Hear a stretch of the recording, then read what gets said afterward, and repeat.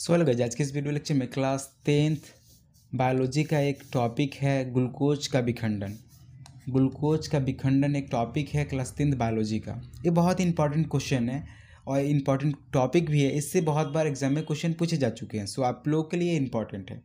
ऐसे भी पता होना चाहिए कि ग्लूकोज जो है एनर्जी का काम करता है।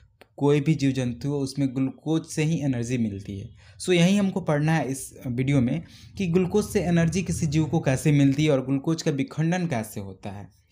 तो ये जो है ग्लूकोज है, इस ग्लूकोज का सूत्र होता है C6H12O6। नॉर्मली इसका एक सामान्य सूत्र है, आप इसको याद रखें।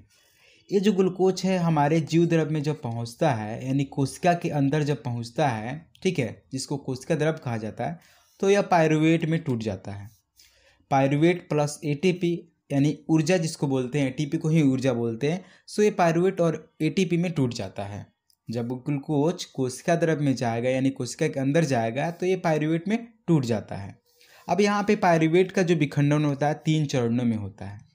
एक, ये दूसरा, तीसरा चरण। एक चरण में और दूसरा और तीसरा, यानी पायरुवेट का विखंडन जो होने वाला है वो 3 चरणों में होने वाला है। सो पहला चरण को पहले देख लेते हैं, उसके बाद दूसरा तीसरा को देखेंगे। पहले क्या था, ग्लूकोज नॉर्मल था। इस ग्लूकोज को कोशिका द्रव में गया, एक कोशिका द्रव में जाने पर ग्लूकोज जो है पायरुवेट में टूट गया। अब इस पायरुवेट का भी विखंडन होगा। अभी देखिए, ऑक्सीजन की अनुपस्थिति में जब पायरुवेट जो है ऑक्सीजन की अनुपस्थिति में क्रिया होता है, जब इसका विखंडन होता है तो इससे एथेनॉल और CO2 बनते हैं। और ये जो क्रिया होती है किस में होती है, ईस्ट में होती है। आपसे पूछा जा सकता है कि एथेनॉल और CO2 का विखंडन किस में होता है। सो ईस्ट में होता है। और कब होता है, जब ऑक्सीजन की अनुपस्थिति होती है। सेकेंड चरण में क्या होता है, जब पायरुवेट ऑक्सीजन के साथ क्रिया करता है, यानी ऑक्सीजन की उपस्थिति में जब पायरुवेट मिलता है, विखंडित होता है, तो इससे क्या बनते हैं, इससे CO2, H2O और ऊर्जा बनता है। आप याद रखिए, CO2, H2O और ऊर्जा बनने की जो प्रक्रिया है यह ऑक्सीजन की उपस्थिति में होगी और किस में होगी, माइटोकॉन्ड्रिया में होगी, माइटोकॉन्ड्रिया में।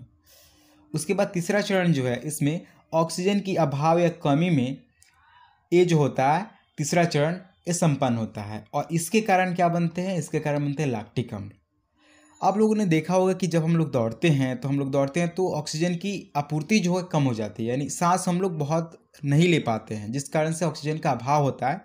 और उसी टाइम पे, क्योंकि एनर्जी तो चाहिए, तो उसी टाइम पे एनर्जी के रूप में लैक्टिक अम्ल बनना शुरू हो जाता है।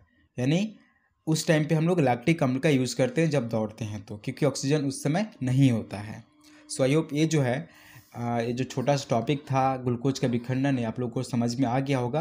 अगर समझ में आ गया तो वीडियो लाइक कर दीजिए। सो वीडियो देखने के लिए धन्यवाद।